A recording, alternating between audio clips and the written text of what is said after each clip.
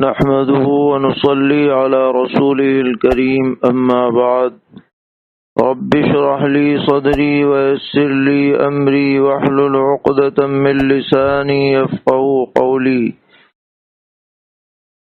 دینی رہنمائی کی 25ویں مجلس میں تمام ہی سامعین کی خدمت میں السلام علیکم ورحمۃ اللہ وبرکاتہ پیش ہے۔ کئی روز سے عید کی نماز کے متعلق مسائل پوچھے جا رہے ہیں اور اس طرح کے سب سوالوں کو جمع کر کے اب تک جو سوال آئے ہیں اس موضوع سے متعلق ان کے جوابات انشاءاللہ اس مجلس میں پیش کیے جائیں گے۔ اللہ تبارک و تعالی صحیح بات عرض کرنے کی توفیق عطا فرمائیں۔ ایک سوال یہ آیا ہوا ہے کہ عید کی نماز کا طریقہ اور اس کی شرائط کیا ہیں؟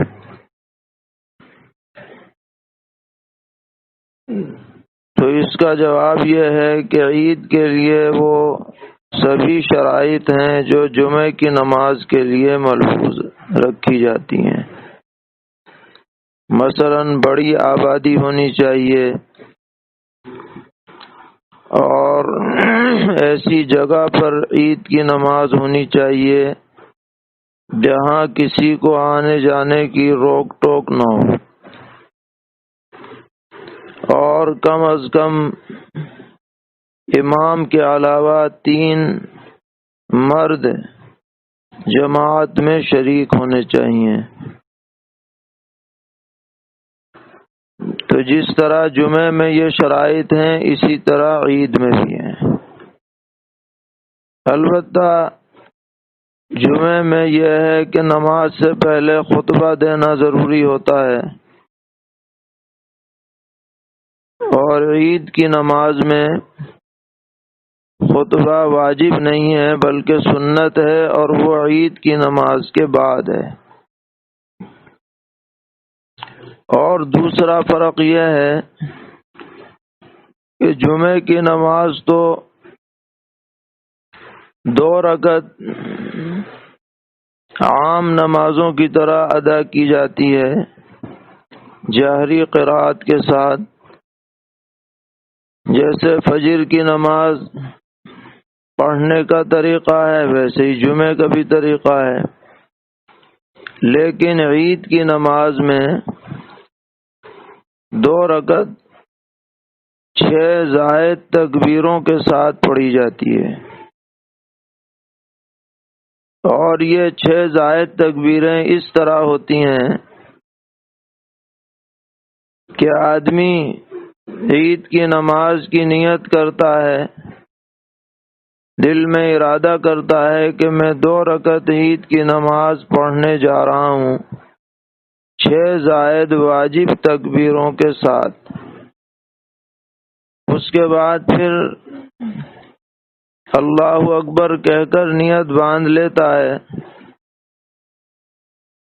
اور ثنا پڑھی جاتی ہے سبحانک اللہم، ہاتھ باندھنے کی حالت میں۔ لیکن ثنا پڑھنے کے بعد عام نمازوں میں تو فوراً سورہ فاتحہ شروع ہو جاتی ہے، مگر عید کی نماز میں سورہ فاتحہ سے پہلے رفع یدین کے ساتھ 3 تکبیریں پڑھی جاتی ہیں شروع میں۔ اس میں جب پہلی تکبیر پڑھیں گے ہاتھ کانوں تک اٹھا کر چھوڑ دیں گے، پھر دوسری تکبیر پڑھیں گے پھر چھوڑ دیں گے، اور پھر تیسری تکبیر پڑھ کر ہاتھ باندھ لیں گے، اور اب سورہ فاتحہ اور اس کے بعد سورت ملائیں گے، پھر رکوع کریں گے، سجدہ کریں گے، پھر اٹھ کر کے آئیں گے، پھر سورت پڑھیں گے، سورہ فاتحہ، پھر سورت پڑھیں گے۔ اب ہمیں رکوع میں نہیں جانا ہے، بلکہ رکوع سے پہلے 3 تکبیریں اور چوتھی تکبیر رکوع والی کہنی ہے۔ اور ان میں بھی ترتیب یہ ہے کہ پہلی تکبیر میں ہاتھ اٹھا کر ہاتھ چھوڑ دیں گے، پھر دوسری میں بھی ہاتھ اٹھا کر ہاتھ چھوڑ دیں گے، پھر تیسری میں بھی ہاتھ اٹھا کر چھوڑ دیں گے، اور چوتھی جو تکبیر ہوگی رکوع والی، وہ بغیر ہاتھ اٹھائے کہتے ہوئے رکوع میں چلے جائیں گے، اور اس کے بعد حسب معمول نماز پوری کریں گے۔ تو جمعے کی نماز میں اور عید کی نماز میں یہ تکبیروں کا جو نظام ہے یہ فرق ہے۔ جمعے میں تکبیریں نہیں ہیں، عیدین میں تکبیریں ہوتی ہیں۔ اسی طرح ایک فرق یہ بھی ہے کہ جمعے کی نماز میں اذان ہوتی ہے، اقامت ہوتی ہے، اور عید کی نماز میں نہ اذان ہے نہ اقامت۔ سرور عالم صلی اللہ تعالی علیہ وسلم سے یہی منقول ہے کہ آپ نے عید میں اذان اور اقامت کا حکم نہیں دیا ہے۔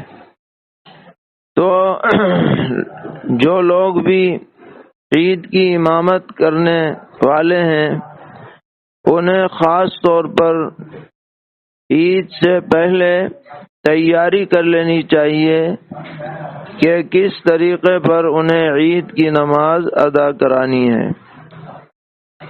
اور اپنے مقتدیوں کو بھی نماز سے پہلے اچھی طرح سمجھا دینا چاہیے کہ عید کی نماز کس طرح پڑھنی ہے۔ اس میں مسئلہ پیدا ہوگا خطبے کا، تو خطبے اس کے چھپے ہوئے بھی ہیں، اور بہت سے حضرات نے مختصر خطبے بھی جاری کر رکھے ہیں۔ اگر کسی کو خطبہ یاد نہ ہو تو ان خطبوں کو پڑھ کر کے خطبہ ادا کر لیں، اور اگر پڑھنا بھی مشکل ہو تو پھر اس کا اہتمام کر لیں کہ عید کی نماز کے بعد خطبے کے لیے جب کھڑے ہوں تو پہلے خطبے میں 9 مرتبہ اللہ اکبر یعنی تکبیر کہیں، اور اس کے بعد پھر سورہ فاتحہ پڑھ لیں، پھر بیٹھ جائیں۔ اس کے بعد دوسرے خطبے میں کھڑے ہو کر 7 مرتبہ تکبیر کہیں اللہ اکبر، اور پھر التحیات پڑھ لیں یا درود شریف پڑھ لیں، اور پھر ربنا آتنا یا کوئی دعا یاد ہو وہ پڑھ لیں، اور تکبیر کہتے ہوئے خطبہ ختم کر لیں۔ مختصر خطبہ ادا کیا جا سکتا ہے۔ عام حالات میں تو عیدگاہوں میں اور بڑی مساجد میں عید کی نمازیں ہوتی تھیں، اور دعا کرنی چاہیے کہ اللہ تعالی آئندہ بھی رکاوٹوں کو دور فرما دیں اور عیدگاہوں کو اور مساجد کو پھر آباد فرما دیں۔ لیکن موجودہ حالات میں عید کی نماز کیسے پڑھی جائے اس بارے میں بہت سے سوالات آئے ہوئے ہیں کہ لاک ڈاؤن میں ہم لوگ عید کی نماز کیسے ادا کریں گے۔ تو اس سلسلے میں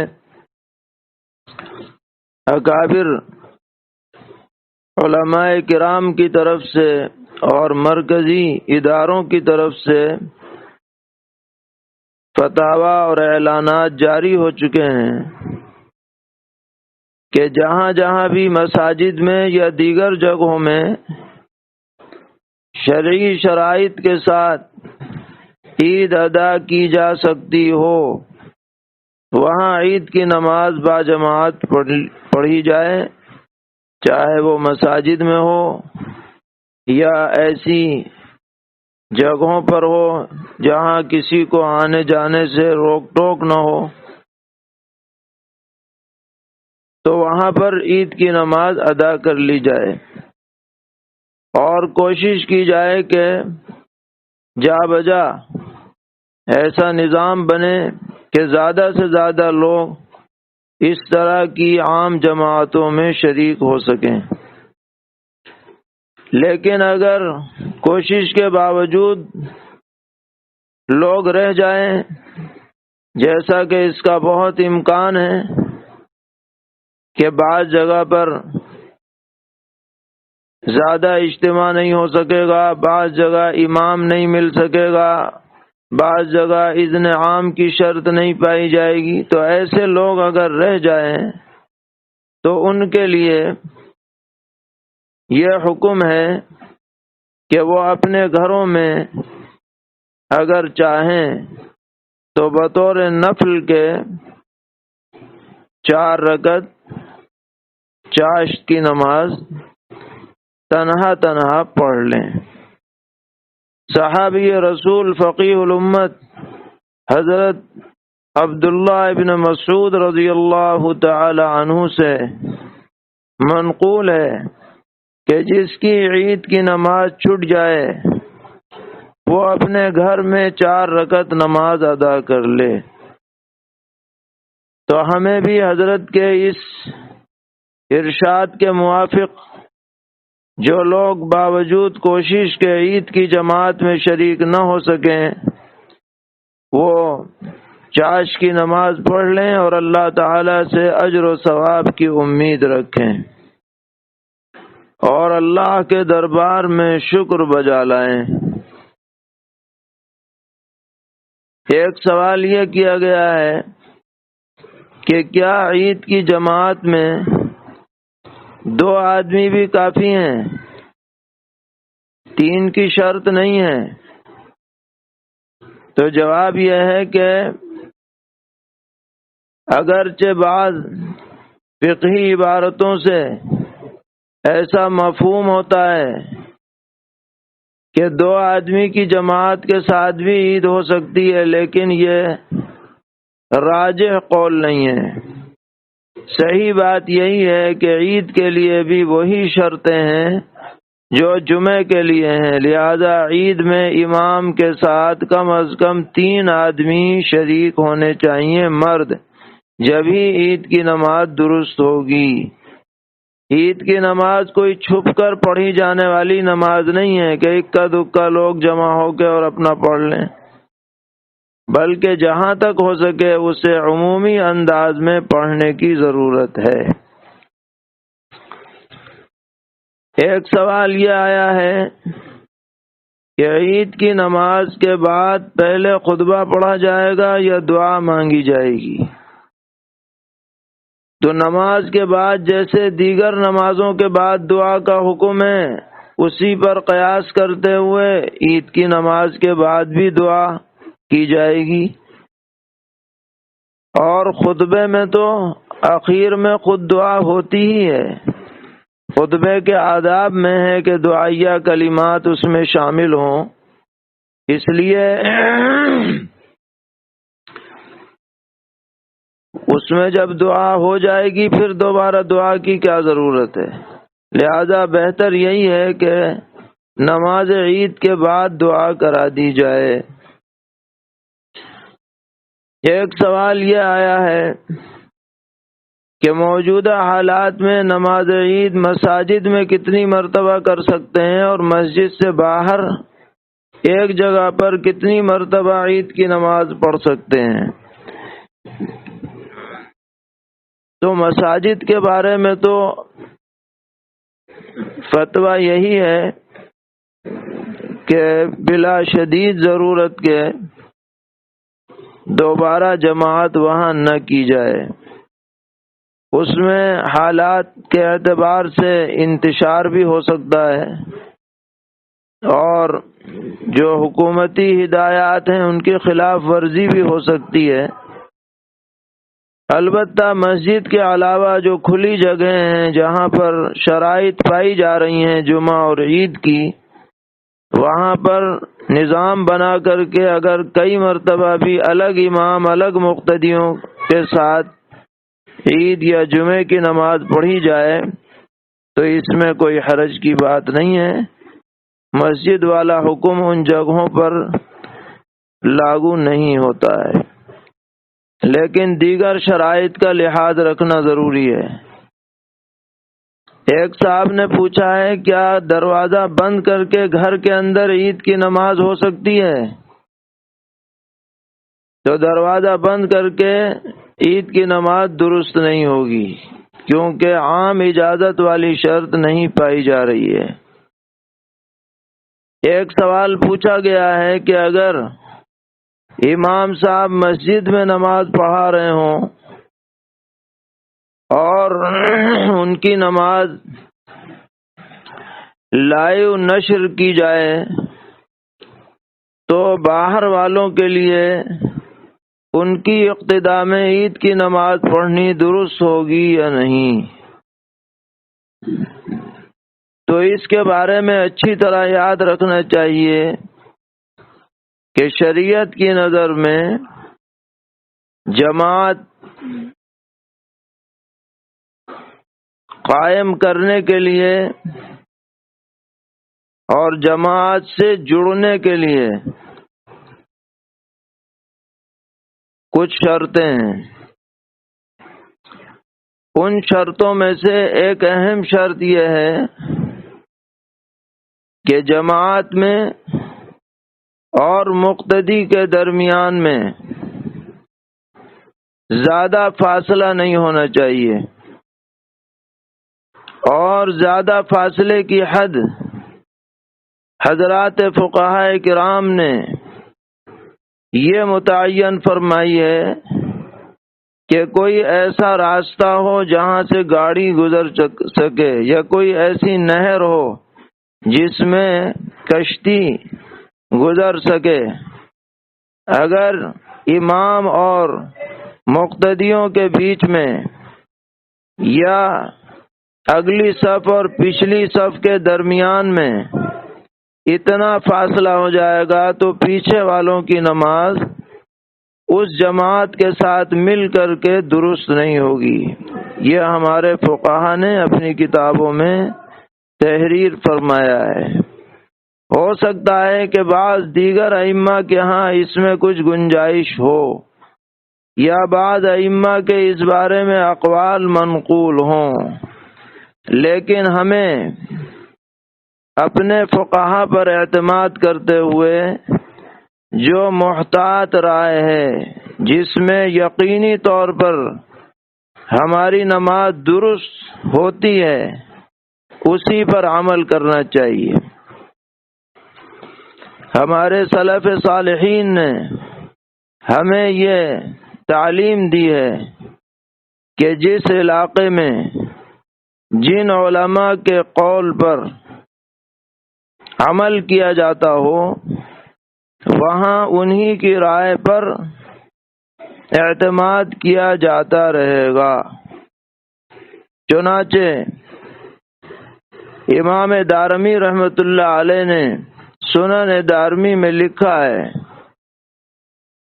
کہ ایک بڑے محدث ہیں امام حمید الطویل رحمہ اللہ تعالی، انہوں نے خلیفہ راشد سیدنا حضرت عمر ابن عبدالعزیز رحمۃ اللہ علیہ سے یہ گزارش کی کہ آپ ایسا نظام بنائیے کہ پوری مملکت میں سب لوگ ایک ہی فقہ پر، ایک ہی طرح کے مسائل پر، احکام پر عمل کر سکیں۔ لو جمعت الناس علی شیء، کہ سب لوگ بس ایک ہی بات پر عمل کریں، ایسا فرمان آپ جاری کر دیجئے، اور یہ جو اجتہادی اور فقہی اختلافات ہیں ان سب کو ختم کر کے ایک ہی رائے پر سب کو لے آئیے۔ تو سیدنا حضرت عمر ابن عبدالعزیز رحمۃ اللہ علیہ نے فرمایا کہ یہ بات مجھے پسند نہیں ہے، اور ایک تاریخی جملہ آپ نے ارشاد فرمایا جو ہم سب کے لیے مشعل راہ ہے۔ آپ نے فرمایا لِيَقْضِ كُلُّ قَوْمٍ بِمَا اجْتَمَعَ عَلَيْهِ فُقَهَاؤُهُمْ، کہ ہر علاقے کے لوگ اسی مسئلے پر عمل کریں جس پر ان کے مفتیان کرام اور فقہا متفق ہوں، اسی پر عمل کریں۔ اکا دکا کسی کی بات سامنے آ جائے اس کے پیچھے نہ چل پڑیں۔ یہ ایک اصول حضرت نے امت کو عطا فرمایا، اور یہی اصول امام دار الہجرہ حضرت امام مالک رحمۃ اللہ علیہ سے بھی منقول ہے کہ ان سے خلیفہ وقت نے یہ درخواست کی کہ ہم یہ چاہتے ہیں کہ آپ کی موطا کو پوری مملکت میں پھیلا دیا جائے اور آرڈر جاری کر دیا جائے کہ سب اسی پر فتویٰ دیں، اسی پر عمل کریں۔ تو اللہ تبارک و تعالی حضرت امام مالک رحمۃ اللہ علیہ کی قبر کو نور سے منور فرمائے۔ آپ نے ایسا شاندار جواب دیا جو ہم سب کے لیے بہترین مشعل راہ ہے۔ فرمایا کہ نہیں، جگہ جگہ پر صحابہ کرام رضی اللہ عنہم پہنچ چکے ہیں اور ان کا علم لوگوں میں عام ہو چکا ہے، ان کے فتاوی پھیل چکے ہیں۔ اس لیے جو لوگ جہاں پر جن صحابہ کے طریقوں پر عمل کر رہے ہیں ان کو کرنے دیا جائے، میری موطا پر عمل سب پر لازم نہ کیا جائے تاکہ امت میں کوئی انتشار نہ ہو۔ یہ ہمارے لیے سلف صالحین کا بتایا ہوا اصول ہے، اور یہ ہم سب جانتے ہیں کہ ہمارے ملک میں بلکہ بر صغیر میں زیادہ تر اکثریت اہل اسلام کی فقہ حنفی پر عمل کرنے والی ہے۔ لہذا جو مسئلہ فقہ حنفی میں منقع ہو اور فقہ حنفی کے معتبر اداروں سے جس کی تائید اور جس کی تصدیق ہو، وہ تو ہمارے لیے سر آنکھوں پر ہے۔ لیکن جو مسئلہ لوگ اپنے اپنے طور پر جاری کرنے کی کوشش کریں تو وہ ہمارے لیے قابل توجہ نہیں ہے۔ وہ کسی کی انفرادی رائے ہو سکتی ہے، کسی کا اپنا قول ہو سکتا ہے، لیکن ہمیں جو عمل کرنا ہے وہ متفقہ آراء کے مطابق عمل کرنا ہے۔ آج لوگوں میں یہ بات ہو گئی ہے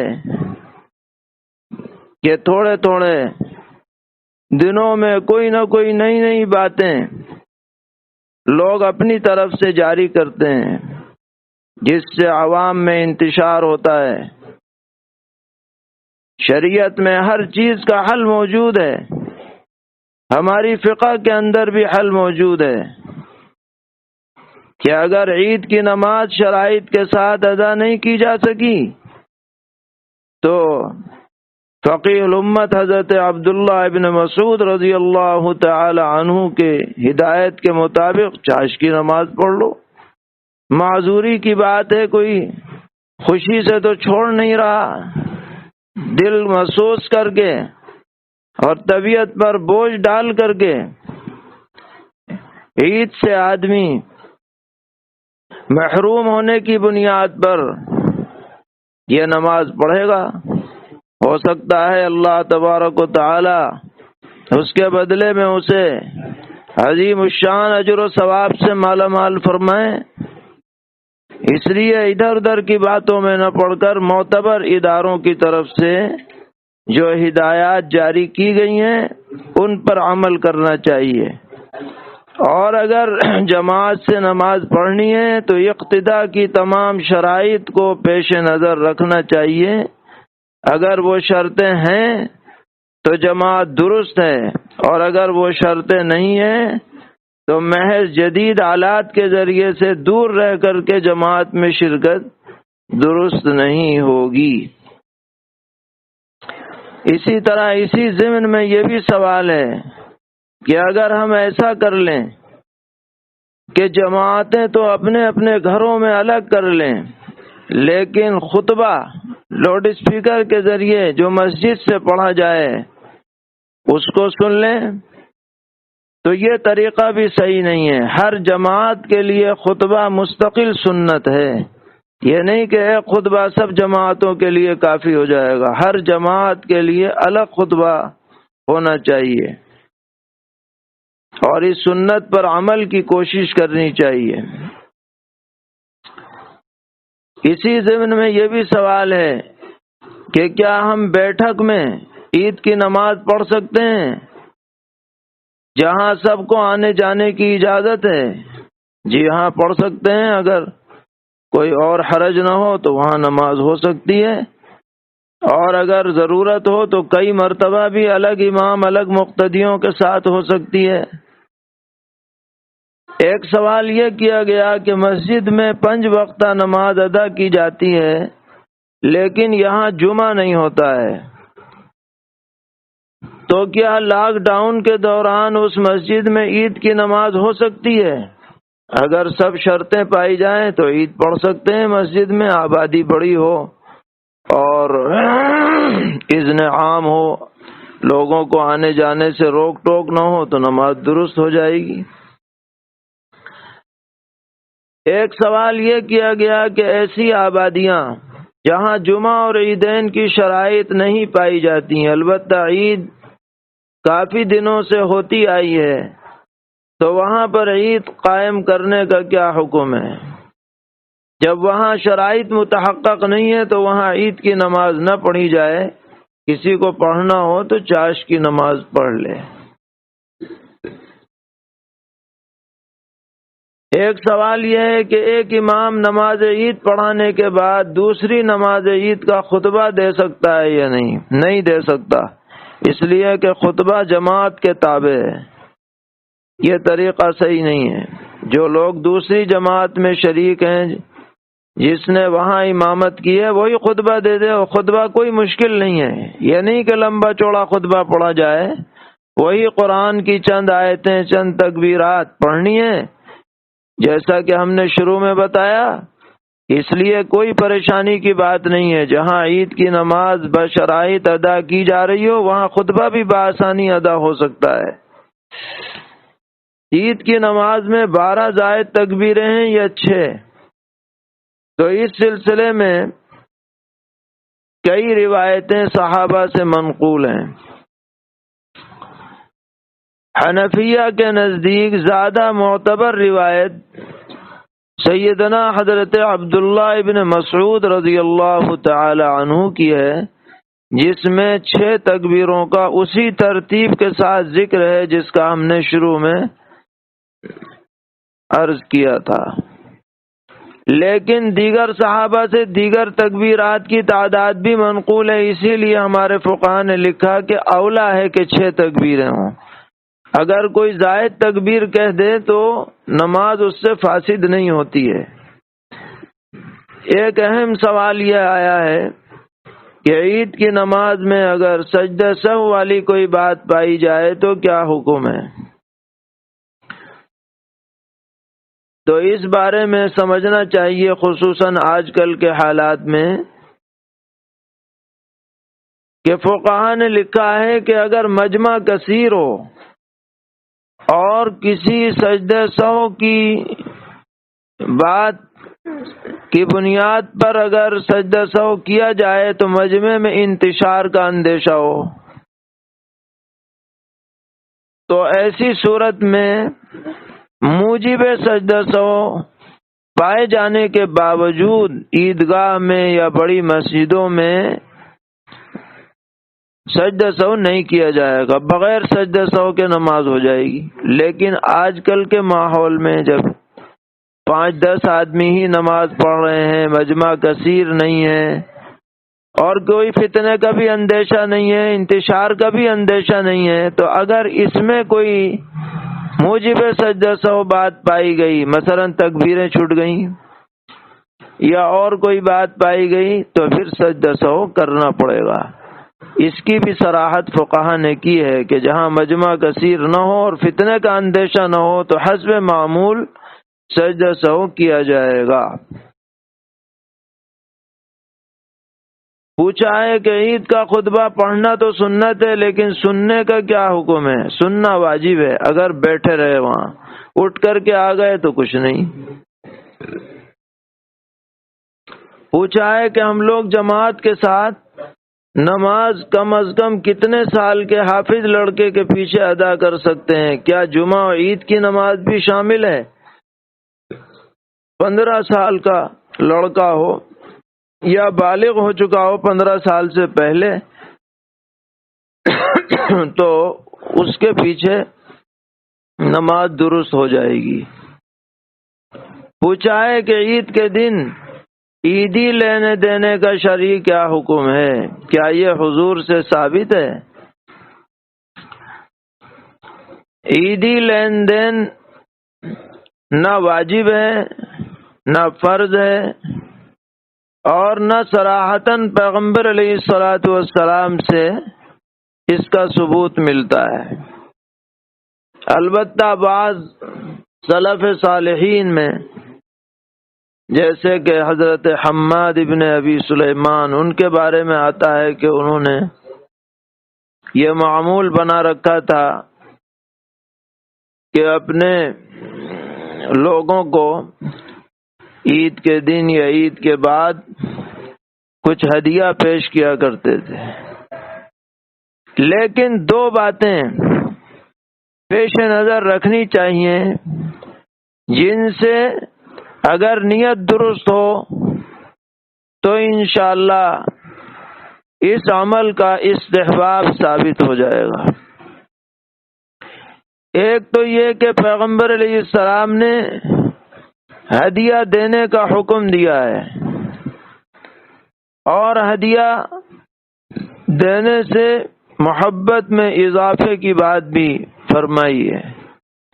اس لیے بطور ہدیہ اگر اپنے لوگوں کو عیدی دی جائے ہدیے کی سنت کی نیت سے تو انشاءاللہ اس سے ثواب کی امید ہے۔ دوسری بات یہ کہ کسی مومن کے دل کو خوش کرنا یہ مستقل ایک موجب اجر و ثواب بات ہے، اور عید کے دن خوشی کا اظہار یہ مطلوب ہے۔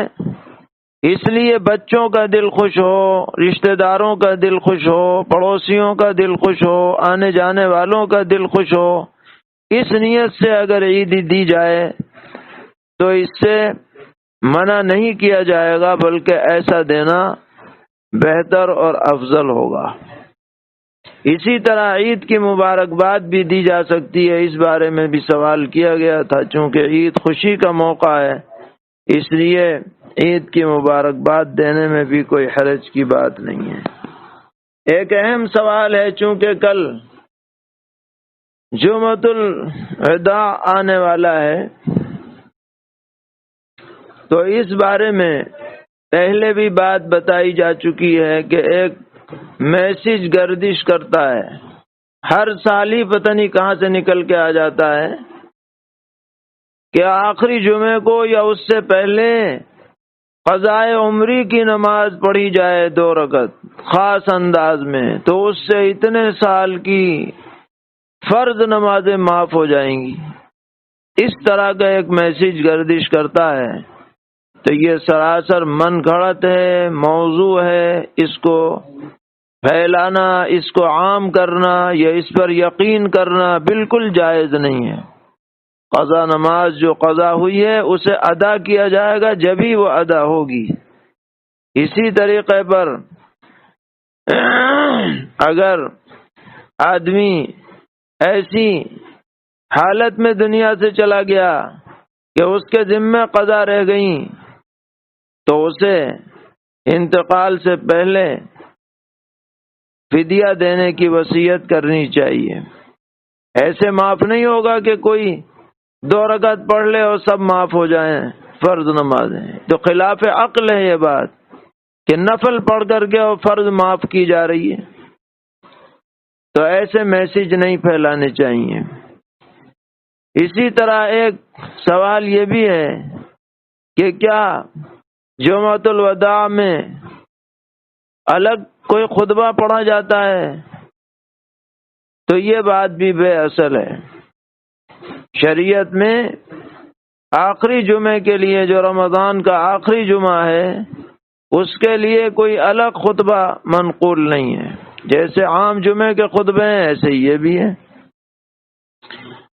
اور اس دن کی بھی کوئی الگ سے فضیلت حدیث میں وارد نہیں ہے۔ یہ بس ہمارے علاقوں میں اس دن کی زیادہ اہمیت ہے۔ البتہ رمضان کا جمعہ ہونے کی وجہ سے اور اس وجہ سے کہ اب اس کے بعد اور کوئی جمعہ نہیں آئے گا، یہ ایک آخری موقع جمعے کا اس سال کا مل رہا ہے، اس اعتبار سے آدمی اس دن ذرا عبادت زیادہ کرے، استغفار کا اہتمام کرے، درود شریف کا اہتمام کرے، تو یہ اچھی بات ہے، لیکن الگ سے اس کی کوئی فضیلت نہیں ہے۔ یہ چند مسائل عید اور جمعۃ الوداع سے متعلق آئے ہوئے تھے، ان کو پیش کیا گیا۔ اللہ تعالی ہم سب کے حق میں اس ماہ مبارک کو خیر اور برکت اور رحمت کا ذریعہ بنائے، اور اپنی رضا دائمی اور خوشنودی سے مالا مال فرمائے، شرور اور فتن سے محفوظ رکھے۔ وصلی اللہ تعالی علی خیر خلقہ محمد وآلہ وصحبہ اجمعین برحمتک یا ارحم الراحمین۔